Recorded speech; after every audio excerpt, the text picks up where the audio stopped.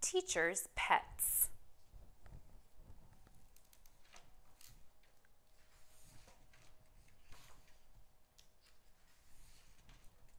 Monday was sharing day in Miss Fry's class.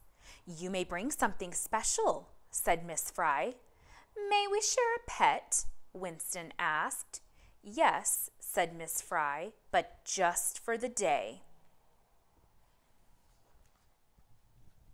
On Monday, Winston brought in his pet rooster. I call him Red. He eats corn and he crows. The neighbors say he crows too much. "What a wonderful pet," said Miss Fry. "We're happy he can visit us today." But that afternoon, after all the children had left, there was Red, still sitting on his roost near Miss Fry's desk.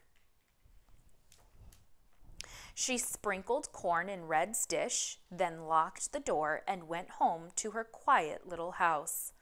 On Tuesday, Winston told Miss Fry, "The neighbors wonder if Red can stay at school for a while." "Of course," said Miss Fry. "How lucky for us." The next Monday was Patrick's turn. "My tarantula's name is Vincent. He likes to eat bugs and hide inside my mother's slippers." "What a wonderful pet," said Miss Fry. "Don't forget to take Vincent home with you at the end of the day." But that afternoon, after all the children had left, there was Vincent, still sitting in his jar on Miss Fry's desk. She gave Vincent a big, juicy bug, sprinkled corn in Red's dish, then locked the door and went home to her quiet little house. On Tuesday, Patrick told Miss Fry, "My mother says Vincent likes her slippers too much. We're wondering if he can stay at school for a few days." "Of course," said Miss Fry. "How lucky for us." The next week, Roger brought in his cricket. "His name is Mo," said Roger. "He eats leaves from the garden and sings chirrup, chirrup all night long." "What a wonderful pet," said Miss Fry. That afternoon, after all the children had left, Miss Fry noticed Mo sitting in his box on the table. Miss Fry looked at Mo. He almost seemed to smile. "Welcome to our class, Mo." Right before her eyes, he did a huge somersault, up, up in the air. "Bravo!" said Miss Fry. She gave fresh leaves to Mo and a big juicy bug to Vincent, sprinkled corn in Red's dish, then locked the door and went home to her quiet little house. The next day, Roger said to Miss Fry, "My mother says Mo chirps too much." "He's welcome to visit as long as he likes," said Miss Fry. And so it went. Aaliyah shared her pet goat named Gladys. It said, "Bah!" and ate her sister's homework. Amanda shared her pet dachshund. It liked to chew bones and the pillows on her Aunt Judy's new sofa. Jerry brought in his pet boa constrictor. It never made a sound. No one knew exactly what it liked to eat, but Jerry said his father's expensive tropical fish had suddenly disappeared one day. There was Megan's cat, Mitchell's mice, Daniel's ducks, and Tom's iguana, Frankie's frog, Lily's monkey, Terrence's turtle.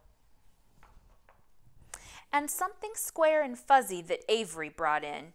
"It looks like a kitchen sponge," said Bruce. "A really old kitchen sponge." "It's my pet," said Avery, and that was that. Before long, Miss Fry's classroom was bursting with the happy noises of all the children's pet. On Parents' Night, the mothers and fathers walked around the classroom with great big smiles on their faces. "Isn't it great," they said, "that Miss Fry loves pets so?" Only Roger's cricket sat quietly in his box. "You must miss your garden," Miss Fry said. "Chirrup," Mo said softly. He crawled under one of his shiny green leaves. On the last day of school, Miss Fry's class had a party with balloons, hats, and ice cream cups. "Goodbye, children," Miss Fry sang out. "Have a nice summer, and don't forget to take home your pets." One by one, the children disappeared, and with them their pets. "No more pets," said Miss Fry. She looked around the quiet, empty room. Then Miss Fry noticed a box sitting on her desk. She peeked inside. A little face looked up at her.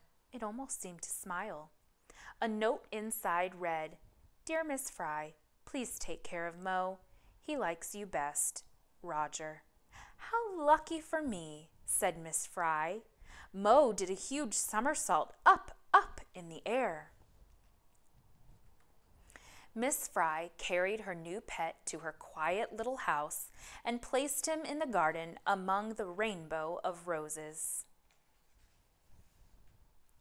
That night, Miss Fry opened her window. She climbed into bed. She turned off the lamp. By the light of the moon, from outside in the garden came a happy noise. Chirrup, chirrup. "Welcome home, Mo. What a wonderful pet you are."